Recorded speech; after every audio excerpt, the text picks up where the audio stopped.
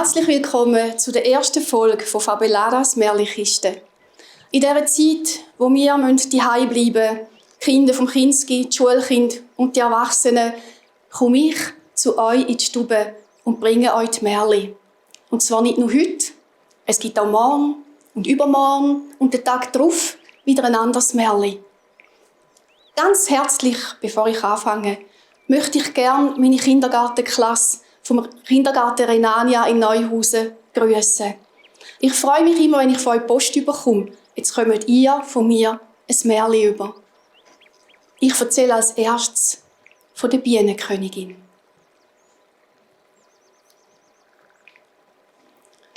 Zwei Königsbrüder sind einmal miteinander in die Welt hinausgereist, weil sie Abenteuer erleben wollten. Aber es ist ihnen nicht gut gelungen. Sie sind in ein schlechtes Leben gekommen, so schlecht, dass sie gar nicht mehr heimgegangen sind. Da ist ihr dritter Bruder, dem, wo alle nur Dummling sagen, hat sich auf den Weg gemacht und wollte seine Brüder suchen. Aber als er es dann gefunden hat, haben die nur gelacht. «Was? Du willst mit uns auf die Reise kommen? Ha, schau uns an. Wir sind viel gescheiter wie du und wir haben es auch nicht können.» Aber dann sind sie zu dritten weitergegangen. Und nicht lang, da sind sie zu einem Ameisenhaufen gekommen. Die zwei Brüder haben gerade einen Stecker geholt und haben angefangen, in dem Ameisenhaufen umeinander zu guseln. Sie wollten sehen, wie die Ameisen davor rennen und die Eier forttragen.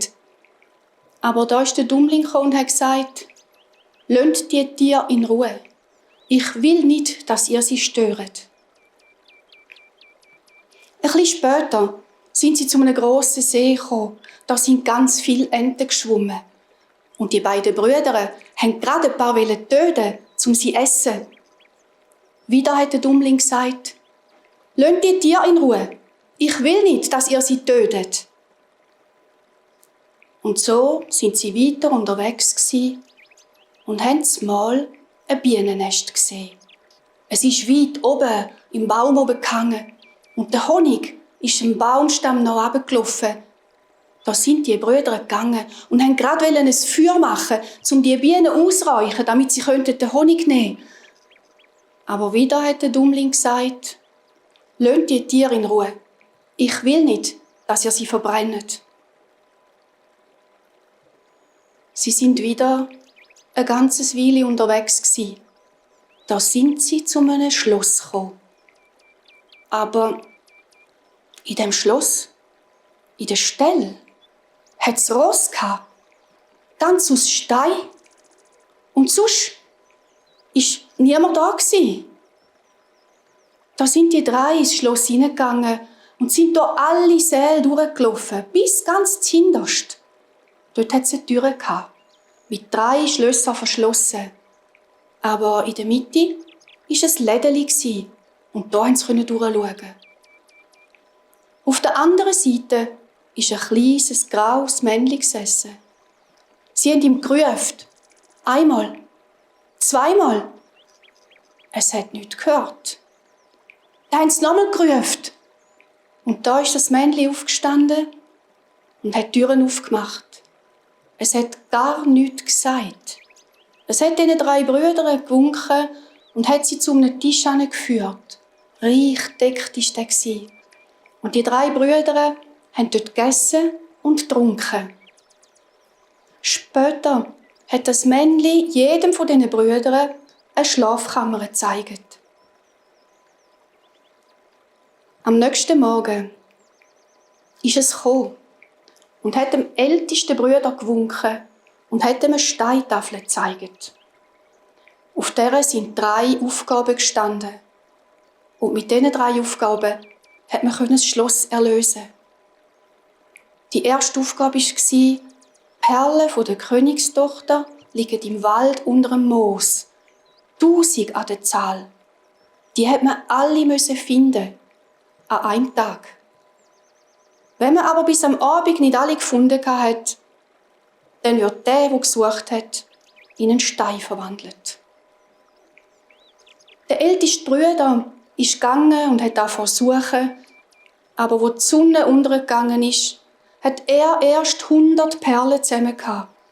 Und dann ist er in einen Stein verwandelt worden. Am nächsten Tag ist der zweite Bruder dran gekommen. Auch er hat gesucht.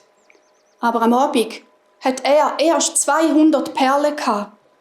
Und darum ist auch er in einen Stein verwandelt worden. Und dann am dritten Tag ist der Dummling dran gewesen. Er ist in den Wald runtergegangen und hat angefangen zu suchen. Aber nach einer Weile ist er auf einen Stein gesessen und hat brüllt. Es ist so schwierig, die Perlen zu finden. Und es sind so viel, hat er gesagt. Und wo er so auf dem Stein sitzt, kommt der Ameisenkönig, dem, wo er geholfen hat. Und der Ameisenkönig hat 5000 Ameisen mitgebracht. Und die haben die Perlen gesucht. Und es ist nicht lang gegangen, sind alle 1000 Perlen gefunden gewesen und zu einem Haufen zusammengetragen.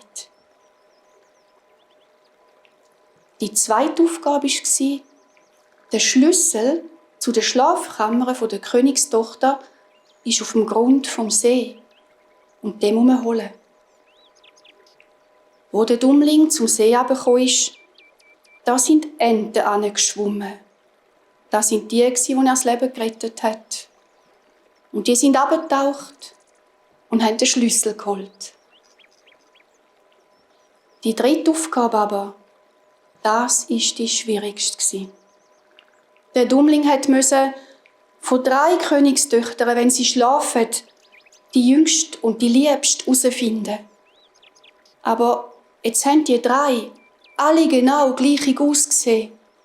Und sie sind in nichts verschieden gewesen, ausser in dem, was sie am Abend noch Süßes gegessen haben. Die erste nämlich ein Stückchen Zucker. Und die zweite ein bisschen Sirup. Und die dritte ein Löffel Honig. Und wo jetzt der Dummling dort war, da ist die Bienenkönigin geflogen. Der einmal geholfen hat. Und sie ist bei diesen 3 Prinzessinnen bei jeder an das Maul gesessen. Und dort, wo es noch ein bisschen Honig am Maul hatte, dort ist sie sitzen geblieben. Und so hat der Dummling gewusst, welches das die Jüngste ist.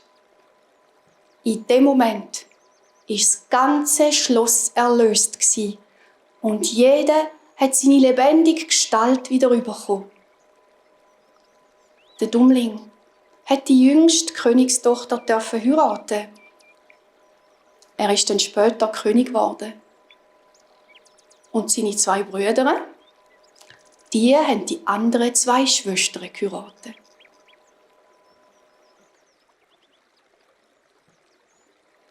Danke, dass ihr zugehört habt. Und es freut mich, wenn euch diese Geschichte gefallen hat.